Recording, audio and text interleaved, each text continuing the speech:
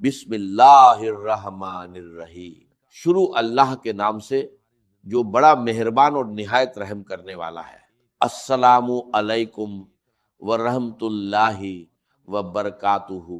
کیا آپ یقین کریں گے کہ رات سونے سے پہلے صرف 3 بار ایک خاص کلام پڑھ لینے سے صبح آپ کی زندگی کا منظر بدل سکتا ہے؟ کیا آپ یقین کریں گے کہ ایک رات کا چھوٹا سا عمل آپ کی تقدیر کے بند دروازوں پر دستک دے سکتا ہے؟ اگر نہیں تو اس پیغام کو آخر تک ضرور سنیے، کیونکہ جو راج آج آپ کے سامنے رکھا جا رہا ہے وہ ہر کسی کو نصیب نہیں ہوتا۔ محترم ناظرین اکرام، رات سونے سے پہلے صرف 3 بار یہ کلام پڑھ لیجئے، اور پھر صبح جب آپ کی آنکھ کھلے گی تو آپ اپنی تقدیر کو بدلتے ہوئے خود محسوس کریں گے۔ لوگ کہتے ہیں کیا یہ ممکن ہے کہ انسان رات کو ایک عمل پڑھ کر سو جائے اور صبح اس کی زندگی میں خوشحالی اور برکت کا آغاز ہو جائے؟ میں آپ سے کہتا ہوں اللہ کی قدرت کے آگے کچھ بھی ناممکن نہیں۔ ذرا غور کیجئے، کیا کبھی آپ کی زندگی میں ایسا ہوا کہ صبح آنکھ کھلتے ہی ہر طرف راحت ہو، ہر طرف رحمت ہو، ہر طرف رزق ہو اور ہر طرف برکت ہی برکت نظر آئے؟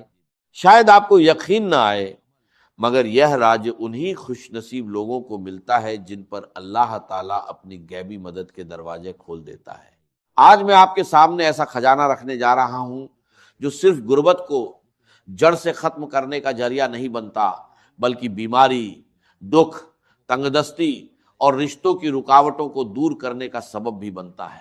یہ معمولی الفاظ نہیں ہیں، یہ وہ برکت عمل ہے جس کا ذکر اولیاء کرام نے کیا اور جسے ہزاروں لوگوں نے آزما کر اپنی زندگی میں بدلاؤ محسوس کیا۔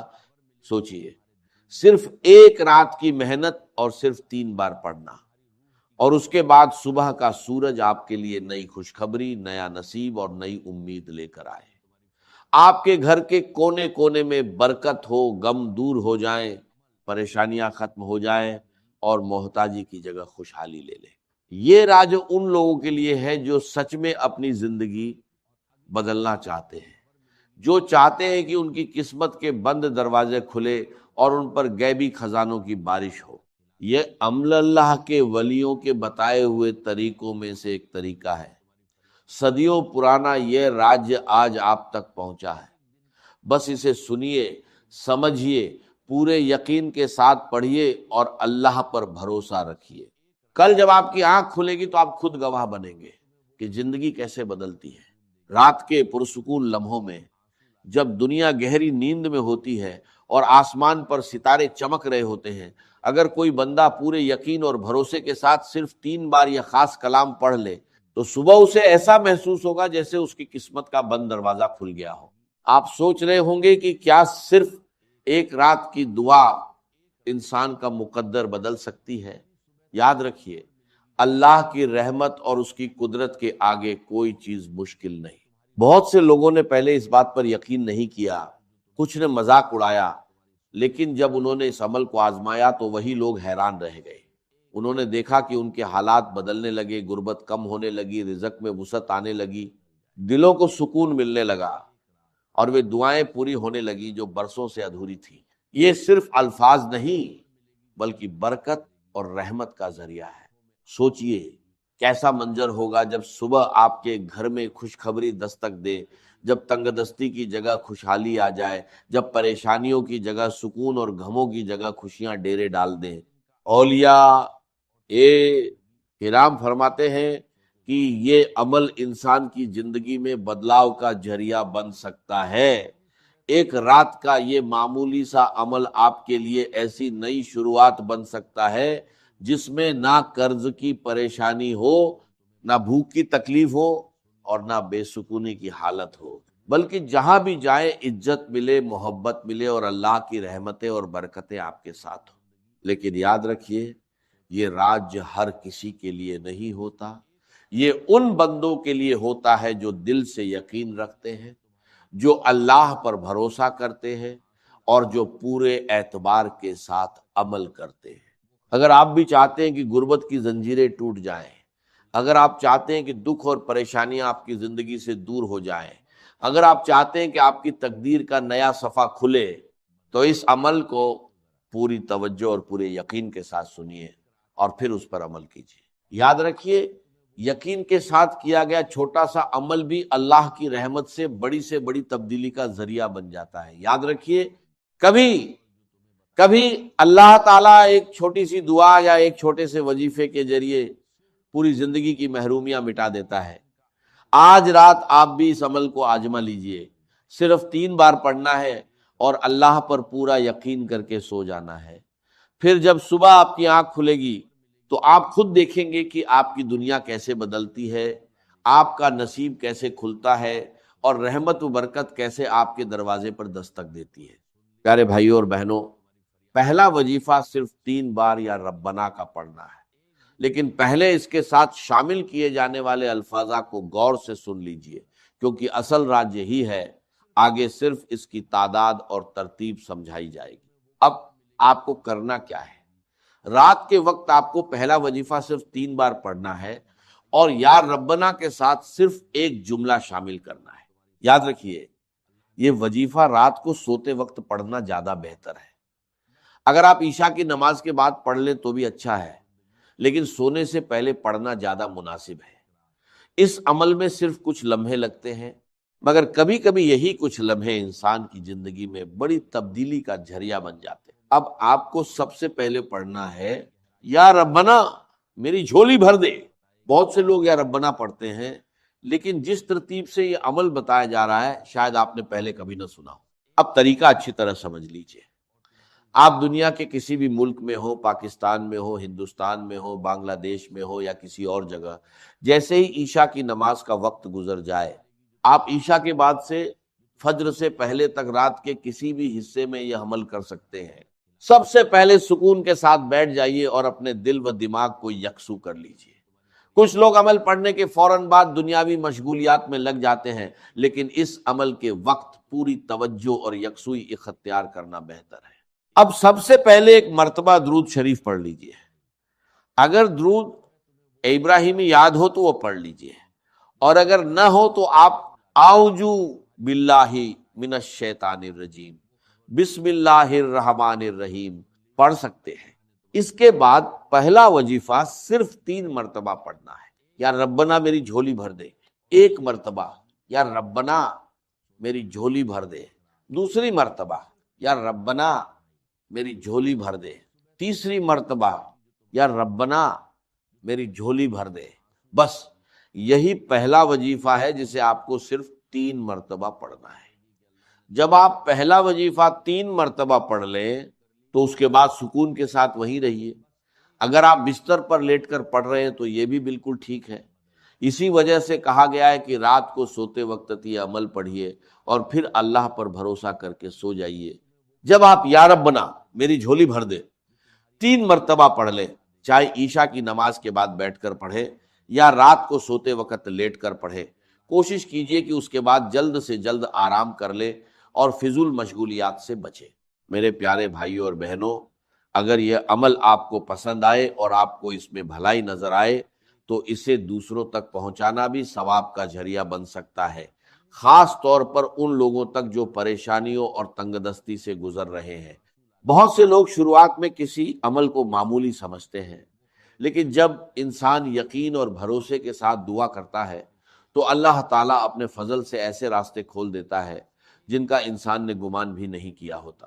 یاد رکھیے، رزق، برکت اور آسانی دینے والا صرف اور صرف اللہ تعالیٰ ہے۔ انسان کوشش کرتا ہے اور نتیجے اللہ کی طرف سے آتے ہیں۔ اگر اللہ چاہے تو انسان کے حالات بدلتے دیر نہیں لگتی۔ اس لیے دعا کے ساتھ امید، محنت کے ساتھ بھروسہ اور عمل کے ساتھ یقین ضرور رکھیے۔ اب جب آپ پہلا وظیفہ پڑھ لیں تو اس کے بعد دوسرے نمبر پر یا گنیو کو شامل کیجیے۔ یا گنیو اللہ تعالیٰ کے مبارک ناموں میں سے ایک نام ہے اور اسے لوگ اکثر رزق، برکت اور آسانی کی دعاؤں میں پڑھتے ہیں۔ اب آپ کو یا گنیو بھی صرف 3 مرتبہ پڑھنا ہے۔ یاد رکھیے، یہ عمل بہت کم وقت لیتا ہے اور آسانی سے پڑھا جا سکتا ہے۔ اس کا طریقہ یہ ہے کہ آپ عشاء کی نماز کے بعد سے لے کر فجر سے پہلے تک رات کے کسی بھی حصے میں اسے پڑھ سکتے ہیں۔ سب سے پہلے ایک مرتبہ درود شریف پڑھ لیجیے، اس کے بعد اعوذ باللہ من الشیطان الرجیم بسم اللہ الرحمن الرحیم پڑھیے، پھر پہلا وظیفہ 3 مرتبہ پڑھیے، یا ربنا میری جھولی بھر دے، یا ربنا میری جھولی بھر دے، یا ربنا میری جھولی بھر دے۔ اس کے بعد دوسرے نمبر پر یا گنیو 3 مرتبہ پڑھیے۔ یہی اس عمل کی اگلی ترتیب ہے۔ اب آپ کو وہیں بیٹھے بیٹھے یا گنیو کو ایک خاص جملے کے ساتھ صرف 3 مرتبہ پڑھنا ہے، صرف 3 مرتبہ۔ جب یہ سارا عمل مکمل ہو جائے تو آپ وہیں سے اطمینان کے ساتھ سو جائیے۔ پھر جب صبح آپ کی آنکھ کھلے گی تو آپ خود محسوس کریں گے کہ اللہ کی مدد اور آسانیاں آپ کی طرف متوجہ ہونا شروع ہو گئی ہیں۔ اب دیکھیے، بہت سے لوگوں نے اس عمل کے بعد اپنی زندگی میں مختلف قسم کی آسانیاں اور بہتری محسوس کی ہے۔ کسی کے لیے رزق کے دروازے کھلے، کسی کے لیے مدد کے اسباب پیدا ہوئے، اور کسی کے لیے پریشانیاں کم ہونا شروع ہو گئیں۔ یہ سب اللہ تعالیٰ کے فضل اور کرم سے ہوتا ہے۔ کچھ لوگوں نے مالی معاملوں میں آسانی دیکھی، کچھ نے قرض کے بوجھ میں کمی محسوس کی، کچھ کو سکون نصیب ہوا، اور کچھ کی زندگی میں خوشیوں اور آسانی کا آغاز ہوا۔ اسی وجہ سے بہت سے لوگ اس عمل کو محبت اور یقین کے ساتھ جاری رکھتے ہیں۔ ایک رات پڑھیں تو دل کو سکون ملتا ہے، دوسری رات پڑھیں تو اور اطمینان محسوس ہوتا ہے، اور لگاتار پڑھنے سے انسان اللہ تعالیٰ کی رحمت اور برکت کا امیدوار رہتا ہے۔ میری باتوں پر نہیں بلکہ خود عمل کر کے دیکھیے اور پھر اپنے تجربے کی بنیاد پر فیصلہ کیجیے۔ اب ترتیب کو دوبارہ سمجھ لیجئے۔ سب سے پہلے آپ نے یا ربنا میری جھولی بھر دے 3 مرتبہ پڑھنا ہے۔ اس کے بعد وہیں بیٹھے بیٹھے دوسرے نمبر پر طاقتور وظیفہ شامل کرنا ہے، اور وہ ہے یا گنیو، لیکن یا گنیو کے ساتھ ایک جملہ شامل کرنا ہے، المدد، اور اسے بھی صرف 3 مرتبہ پڑھنا ہے۔ پہلی مرتبہ یا گنیو المدد، دوسری مرتبہ یا گنیو المدد، تیسری مرتبہ یا گنیو المدد۔ دیکھا کتنا کم وقت لگا، پہلا وظیفہ بھی پڑھ لیا اور دوسرا وظیفہ بھی مکمل ہو گیا۔ اب تیسرے نمبر کے وظیفے کی طرف آتے ہیں، اور وہ ہے یا محمد۔ یہ نبی پاک صلی اللہ علیہ وسلم کا مبارک نام ہے۔ اب تک آپ 2 وظیفے پڑھ چکے ہیں۔ سب سے پہلے درود شریف پڑھا، پھر یا ربنا میری جھولی بھر دے 3 مرتبہ پڑھا، اور اس کے بعد یا گنیو المدد 3 مرتبہ پڑھ لیا۔ اب آپ کو رات کے اس عمل میں تیسرے نمبر پر یا محمد کو شامل کرنا ہے۔ اسے سکون اور اطمینان کے ساتھ پڑھنا ہے، جلد بازی میں نہیں۔ یاد رکھیے، یہ صرف کچھ لمحوں کا عمل ہے، اس لیے پوری توجہ اور یکسوئی کے ساتھ اسے ادا کیجیے۔ اب آپ کو تیسرے نمبر پر یا محمد کا وظیفہ شامل کرنا ہے، اور یا محمد کے ساتھ کیا پڑھنا ہے یہ آگے بتایا جائے گا۔ اب آپ کو تیسرے وظیفے کی طرف بڑھنا ہے۔ آپ کو یا محمد پڑھنا ہے، لیکن اس سے پہلے یا اللہ پڑھنا ہے۔ اللہ تعالیٰ کا یہ مبارک نام اپنے اندر بے شمار رحمتوں اور برکتوں کو سمیٹے ہوئے ہے۔ جب آپ اس عمل کی پوری ترتیب پر غور کریں گے تو آپ کو اس کی خاصیت خود محسوس ہوگی۔ ہر وظیفہ اپنی جگہ ایک خاص اہمیت رکھتا ہے، اور اسی وجہ سے اسے اسی ترتیب کے ساتھ پڑھنے کی ہدایت دی جا رہی ہے۔ پیارے بھائیوں اور بہنوں، اب 2 وظیفے پڑھنے کے بعد آپ کو یا اللہ یا محمد کو ملا کر پڑھنا ہے۔ اس طرح پڑھنا ہے، یا اللہ یا محمد 1 مرتبہ، یا اللہ یا محمد 2 مرتبہ، یا اللہ یا محمد 3 مرتبہ۔ لیکن یاد رکھیے، یہ تیسرا وظیفہ آپ کو کل 7 مرتبہ پڑھنا ہے۔ پہلا وظیفہ 3 مرتبہ، دوسرا وظیفہ 3 مرتبہ، اور تیسرا وظیفہ یعنی یا اللہ یا محمد 7 مرتبہ۔ ان تینوں وظائف کو پڑھنے میں مشکل سے کچھ ہی لمحے لگتے ہیں۔ اب اس کے بعد اگلا عمل سمجھ لیجئے، یہ بہت آسان اور مختصر عمل ہے۔ اب آپ کو سورہ کوثر پڑھنی ہے۔ ہر مسلمان سورہ کوثر سے واقف ہے اور اکثر نمازوں میں اسے پڑھتا ہے، لیکن اس عمل میں سورہ کوثر کو ان وظائف کے بعد پڑھنا ہے جو ابھی بتائے گئے ہیں۔ سب سے پہلے آپ نے یا ربنا میری جھولی بھر دے 3 مرتبہ پڑھا، پھر یا غنیو المدد 3 مرتبہ پڑھا، اس کے بعد یا اللہ یا محمد 7 مرتبہ پڑھا۔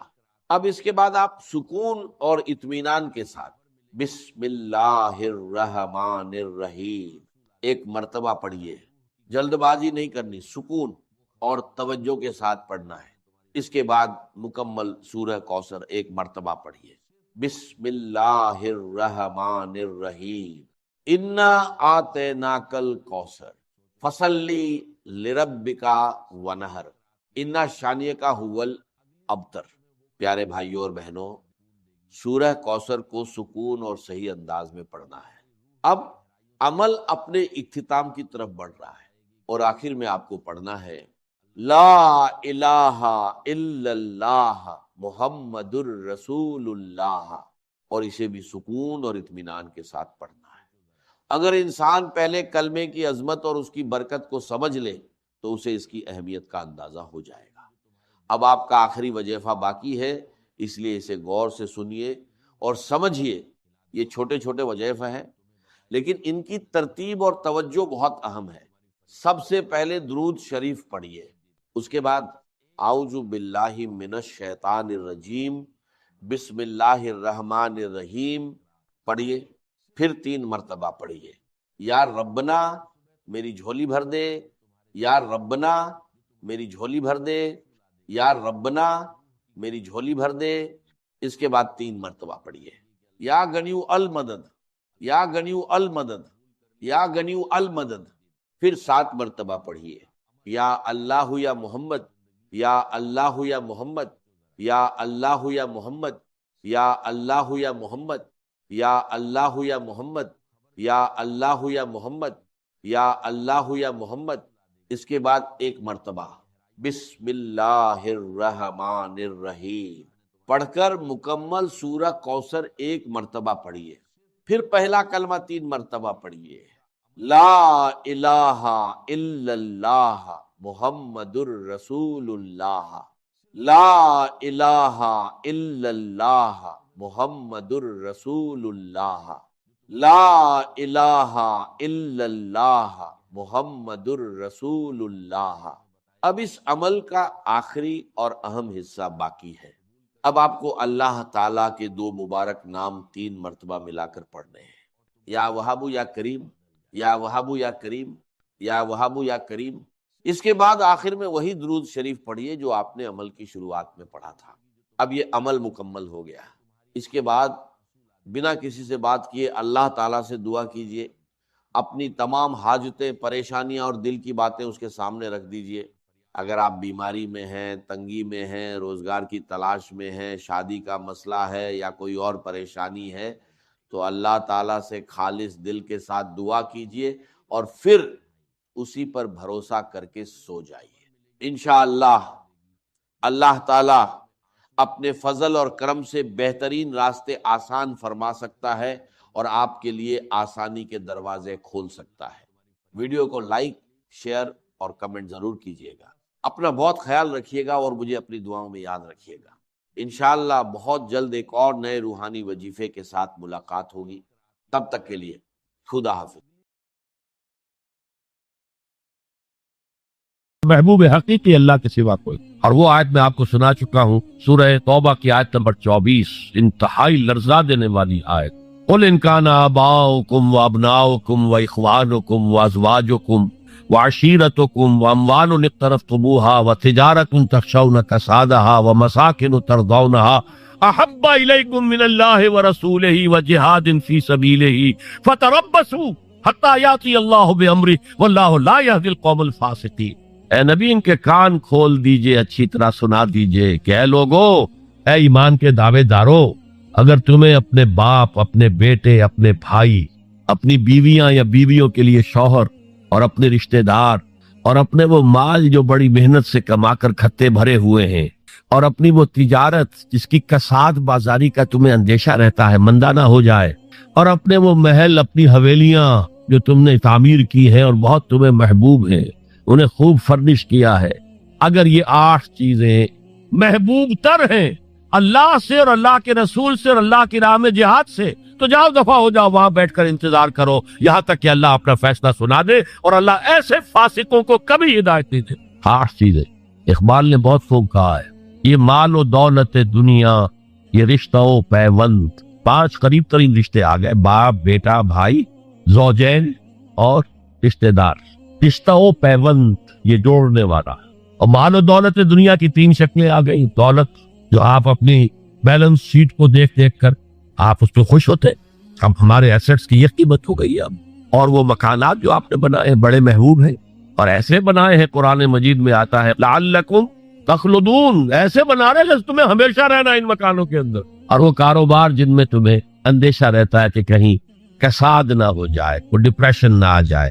یہ 8 چیزیں، یہ مال و دولت دنیا 3، یہ رشتہ و پیوند، بتان وہم و گما لا الہ الا اللہ، یہ سب وہم و گمان کے بت ہیں جن کی پرستش میں تم لگے ہو، ان سب کی پرستش چھوڑو تو لا الہ الا اللہ کا حق ادا ہو۔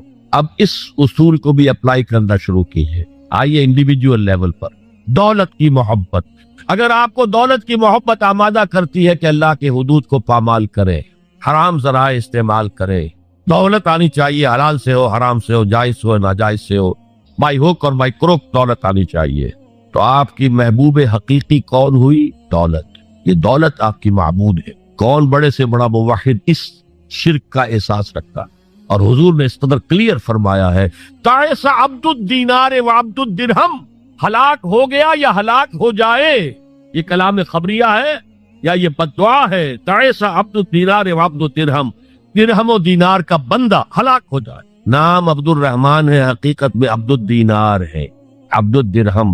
درہم و دینار آنے چاہیے، جائز سے یا ناجائز سے، حلال سے یا حرام سے، صحیح سے یا غلط سے، بھائی ہو کر بھائی ہو۔ تو معبود کون ہوا؟ ہمارے ہندو بھائیوں نے کیا کیا؟ لکشمی دیوی دولت کی دیوی ہے، اس کی پوجا کرتے کس لیے؟ مطلوب کیا ہے؟ دولت۔ اس کی پوجا وہ خوش ہو جائے تو دولت ملے گی۔